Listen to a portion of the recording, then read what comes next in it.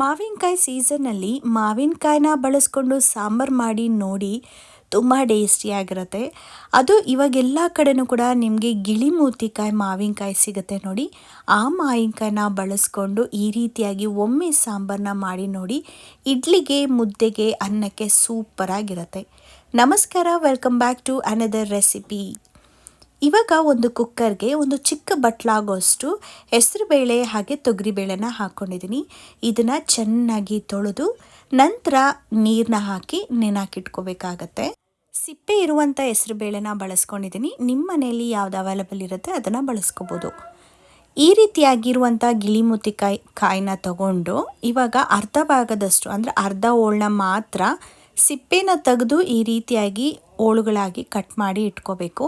ಸಾಂಬಾರು ಎಷ್ಟು ಮಾಡ್ತೀರಾ ಅದ್ರ ತಕ್ಕಂತೆ ನೀವು ಮಾವಿನಕಾಯಿನ ಹಾಕೋಬೇಕಾಗತ್ತೆ. ಹುಳಿನ ಬಳಸೋಕೆ ಹೋಗಬೇಡಿ, ಅಂದರೆ ಹುಣಸೆ ಹಣ್ಣನ್ನು ಬಳಸೋಕೆ ಹೋಗಬೇಡಿ. ನಂತರ ಇವಾಗ ಬೇಳೆನೂ ಕೂಡ ನೆಂದಿದೆ. ಇದಕ್ಕೆ ಒಂದು ಈರುಳ್ಳಿ ಹಾಗೆ ಅರ್ಧ ಹೋಳಾಗೋಷ್ಟು ಮಾವಿನಕಾಯಿ ಕಟ್ ಮಾಡಿರುವಂಥದ್ದು, ಒಂದು ಟೊಮ್ಯಾಟೊ ಇಷ್ಟನ್ನು ಕೂಡ ಹಾಕ್ಕೊಂಡು ಇದ್ರ ಜೊತೆಗೆ ಖಾರಕ್ಕೆ ಆಗೋಷ್ಟು 4 ಹಸಿಮೆಣಸಿನ್ಕಾಯಿನ ಹಾಕೋತಾ ಇದ್ದೀನಿ.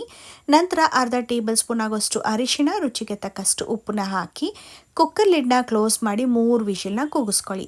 ಇನ್ನೇನು ಕುಕ್ಕರ್ ತಣ್ಣಗಾಗಿದೆ ಅನ್ನುವಾಗ ಒಗ್ಗರಣೆ ಹಾಕ್ಕೊಳ್ಳೋದಕ್ಕೆ ಒಂದು ಪಾತ್ರೆಗೆ 2 ಸ್ಪೂನ್ ಆಗೋಷ್ಟು ಎಣ್ಣೆ, ಸಾಸಿವೆ, ಜೀರಿಗೆ, ಒಣಮೆಣಸಿನ್ಕಾಯಿ, ಒಂದು ಬೆಳ್ಳುಳ್ಳಿ ಇಷ್ಟನ್ನು ಕೂಡ ಚೆನ್ನಾಗಿ ಫ್ರೈ ಮಾಡ್ಕೋಬೇಕು. ಘಮ ಬರೋವರೆಗೂ ಕೂಡ ಫ್ರೈ ಮಾಡ್ಕೊಳ್ಳಿ. ನಂತರ ಇಂಗನ್ನು ಕೂಡ ಹಾಕ್ಕೊಳ್ಳಿ, ತುಂಬ ರುಚಿಯಾಗಿರುತ್ತೆ.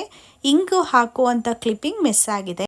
ಕುಕ್ಕರ್ ಲಿಡ್ನ ಓಪನ್ ಮಾಡಿದ ಮೇಲೆ ಅದನ್ನು ಸ್ವಲ್ಪ ಈ ಸೌಟಲ್ಲಿ ಅಥವಾ ಸ್ಮ್ಯಾಶರಲ್ಲಿ ಸ್ವಲ್ಪ ಸ್ಮ್ಯಾಶ್ ಮಾಡ್ಕೊಳ್ಳಿ. ನಂತರ ಅದೇ ಪಾತ್ರೆಗೆ ಸಾಂಬಾರು ಪುಡಿ, ಖಾರದ ಪುಡಿ, ಸಾಂಬಾರು ಎಷ್ಟು ಮಾಡ್ತೀರಾ ಖಾರಕ್ಕೆ ತಕ್ಕಂತೆ ನೀವು ಖಾರದ ಪುಡಿ, ಸಾಂಬಾರು ಪುಡಿನ ಹಾಕ್ಕೊಳ್ಳಿ. ನಾನಿಲ್ಲಿ 2 ಸ್ಪೂನ್ನ ಬಳಸ್ಕೊಂಡಿದ್ದೀನಿ. ಹಾಕಿ ಕೈಯಾಡಿದ ನಂತರ ಸ್ಟವ್ನ ಹಚ್ಬಿಟ್ಟು ನಂತರ ಒಗ್ಗರಣೆ ಮಾಡಿಟ್ಕೊಂಡಿದ್ವಿ ನೋಡಿ, ಅದನ್ನು ಕೂಡ ಹಾಕ್ಕೊಳ್ಳಿ. ಇದ್ರ ಜೊತೆಗೆ 1 ಸ್ಪೂನ್ ಆಗೋಷ್ಟು ಸಣ್ಣದಾಗಿ ಹೆಚ್ಚಿಟ್ಕೊಂಡಿರುವಂಥ ಕೊತ್ತಂಬರಿ ಸೊಪ್ಪು, ಒಂದೇ 1 ಸ್ಪೂನ್ ಆಗೋಷ್ಟು ಹಸಿ ತೆಂಗಿನ ತುರಿನ ಹಾಕ್ಕೋಬೇಕು. ಇದನ್ನು ಹಾಕ್ಕೊಂಡಿದ್ದಾದಮೇಲೆ ಕೈ ಆಡ್ಕೋಬೇಕು. ಈ ರೀತಿ ಕೈ ಆಡ್ಕೊಂಡಿದ್ದಾದಮೇಲೆ ಒಂದು ಕುದಿ ಬರೋವರೆಗೂ ಕೂಡ ಚೆನ್ನಾಗಿ ಕುದ್ರೆ ಮಾವಿನಕಾಯಿ ಬೇಳೆ ಸಾರು ರೆಡಿ ಆಗುತ್ತೆ. ಇಡ್ಲಿಗೆ, ಮುದ್ದೆಗೆ ಹಾಗೆ ಅನ್ನಕ್ಕೂ ಕೂಡ ಸೂಪರ್ ಕಾಂಬಿನೇಷನ್ ಅಂತ ಹೇಳ್ಬೋದು. ಇನ್ನು ಸ್ವಲ್ಪ ಗಟ್ಟಿಯಾಗಿ ಏನಾದರೂ ಮಾಡಿದ್ರೆ ಚಪಾತಿಗೂ ಕೂಡ ತುಂಬ ಟೇಸ್ಟಿಯಾಗಿರುತ್ತೆ. ಒಬ್ಬೊಬ್ಬರು ಪಪ್ಪು ಮಾಡ್ತಾರೆ ನೋಡಿ, ಹುಣಸೆ ಹಣ್ಣನ್ನು ಬಳಸೋ ಬದಲು ನಾವು ಮಾವಿನಕಾಯಿನ ತುರಿದು ಹಾಕಿ ಕೂಡ ಮಾಡ್ಕೋಬೋದು. ಈ ರೀತಿ ಒಮ್ಮೆ ಮಾಡಿ ನೋಡಿ, ಹಾಗೆ ನಿಮ್ಮ ಅನಿಸಿಕೆನ ಕಮೆಂಟ್ ಬಾಕ್ಸಲ್ಲೇ ತಿಳಿಸಿ. ಒಮ್ಮೆ ಟ್ರೈ ಮಾಡಿ ನೋಡಿ, ಓಕೆನಾ?